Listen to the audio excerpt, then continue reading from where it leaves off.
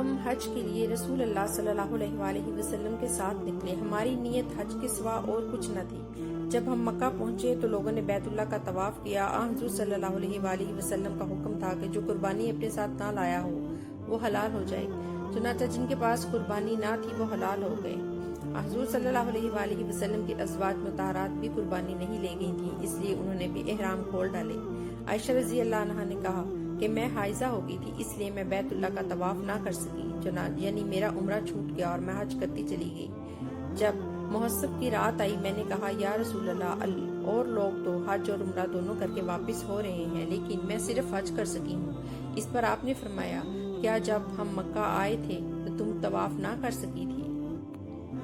میں نے کہا کہ نہیں۔ آپ صلی اللہ علیہ وآلہ وسلم نے فرمایا اپنے بھائی کے ساتھ تائین تک چلی جا اور وہاں سے عمرہ کا احرام باندھ، پھر عمرہ ادا کر، ہم لوگ تمہارا فلاں جگہ انتظار کریں گے۔ اور صفیہ رضی اللہ عنہا نے کہا کہ معلوم ہوتا ہے کہ میں بھی آپ لوگوں کو روکنے کا سبب بن جاؤں گی۔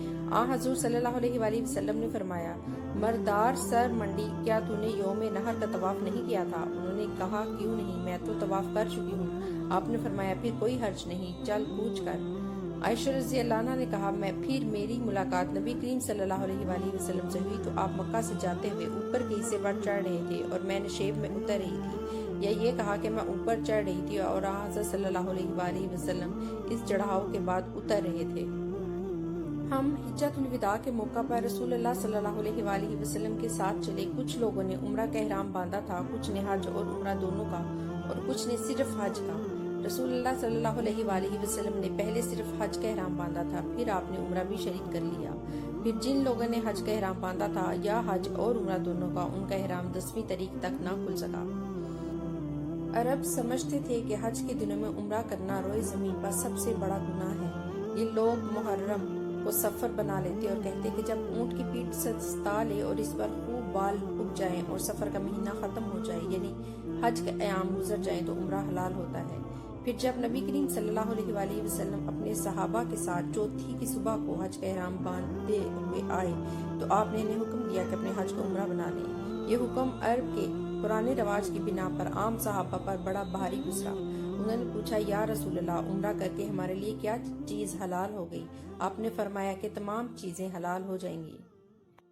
میں نبی کریم صلی اللہ علیہ وآلہ وسلم کی خدمت میں حجۃ الوداع کے موقع پر یمن سے حاضر ہوا تو آپ نے مجھ کو عمرہ کے بعد احرام کھول دینے کا حکم دیا۔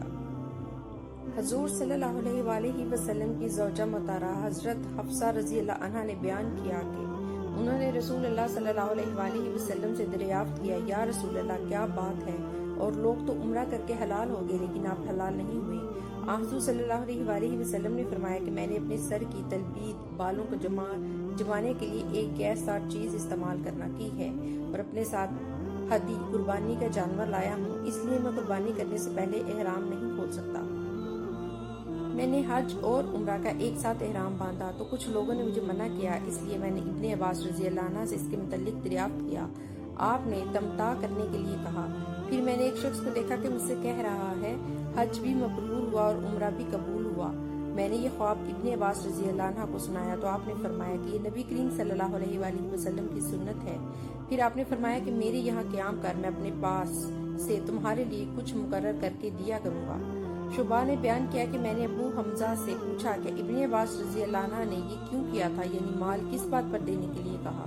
انہوں نے بیان کیا کہ اسی خواب کی وجہ سے جو میں نے دیکھا تھا۔ میں تمتع کی نیت سے عمرہ کے احرام باندھ کے یوم تراویہ سے 3 دن پہلے مکہ پہنچا۔ اس پر مکہ کے کچھ لوگوں نے کہا اب تمہارا حج مکی ہوگا۔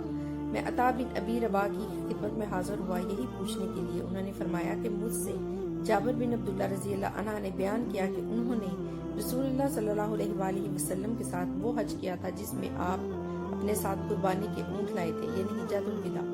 صحابہ نے صرف مفرد حج کا احرام باندھا تھا، لیکن حضور صلی اللہ علیہ وآلہ وسلم نے ان سے فرمایا کہ عمرہ کا احرام باندھ لو اور بیت اللہ کے طواف اور صفا مروہ کی سعی کے بعد اپنے احرام کھول ڈالو اور بال ترشوار ہو۔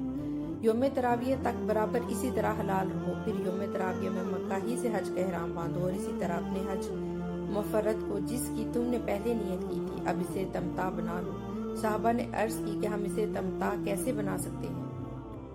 ہم تو حج کا احرام باندھ چکے ہیں۔ اس پر حضور صلی اللہ علیہ وآلہ وسلم نے فرمایا کہ جس طرح میں کہہ رہا ہوں ویسے ہی کرو۔ اگر میرے ساتھ قربانی نہ ہوتی تو خود میں بھی اسی طرح کرتا جس طرح تم سے کہہ رہا ہوں، لیکن میں کیا کروں، اب میرے لیے کوئی چیز اس وقت تک حلال نہیں ہو سکتی جب تک میری قربانی کے جانوروں کی قربانی نہ ہو جائے۔ چنانچہ صحابہ نے آپ کے حکم کی تعمیل کی۔ ابو عبداللہ امام بخاری رحمۃ اللہ علیہ نے کہا کہ ابو شہاب کی اس حدیث کے سوا اور کوئی مرفوع حدیث مروی نہیں ہے۔ حضرت عثمان اور حضرت علی رضی اللہ عنہ آئے تو ان میں باہم تمتع کے سلسلے میں اختلاف ہوا، تو حضرت علی رضی اللہ عنہ نے فرمایا کہ جس کو رسول اللہ صلی اللہ علیہ وآلہ وسلم نے کیا ہے اس سے آپ کیوں روک رہے ہیں؟ اس پر عثمان رضی اللہ عنہ نے فرمایا کہ مجھے اپنے حال پر رہنے دو۔ یہ دیکھ کر حضرت علی رضی اللہ عنہ نے حج اور عمرہ دونوں کا احرام ایک ساتھ باندھا۔ جب ہم رسول اللہ صلی اللہ علیہ وآلہ وسلم کے ساتھ آئے تو ہم نے حج کی لبیک پکاری، پھر رسول اللہ صلی اللہ علیہ وآلہ وسلم نے ہمیں حکم دیا تو ہم نے اسے عمرہ بنا لیا۔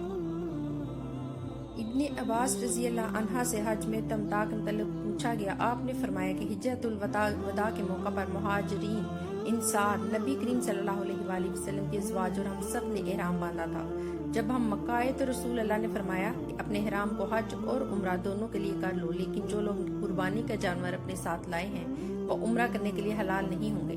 چنانچہ ہم نے بیت اللہ کا طواف اور صفا مروہ کی سعی کر لی تو اپنے احرام کھول ڈالا اور ہم اپنی بیویوں کے پاس گئے اور سلے ہوئے کپڑے پہنے۔ آپ نے فرمایا تھا کہ جس کے ساتھ قربانی کا جانور ہے وہ اس وقت تک حلال نہیں ہو سکتا جب تک قربانی اپنی جگہ نہ پہنچ لے، یعنی قربانی نہ ہو جائے۔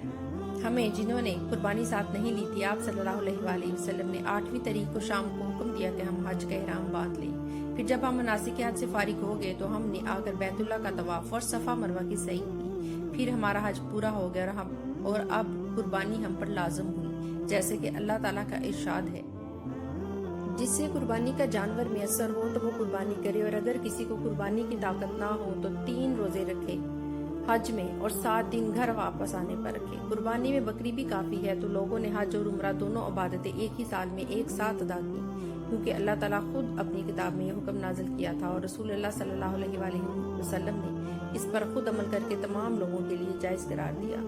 البتہ مکہ کے باشندوں کا اس سے استثناء تھا، کیونکہ اللہ تعالیٰ کا فرمان ہے، یہ حکم ان لوگوں کے لیے ہے جن کے گھر والے مسجد الحرام کے پاس رہنے والے نہ ہوں، اور حج کے جن مہینوں کا قرآن میں ذکر ہے وہ شوال، ذوالقعدہ اور ذی الحج ہیں۔ ان مہینوں میں جو کوئی بھی تمتع کرے وہ یا قربانی دے یا اگر مقدور نہ ہو تو روزے رکھے۔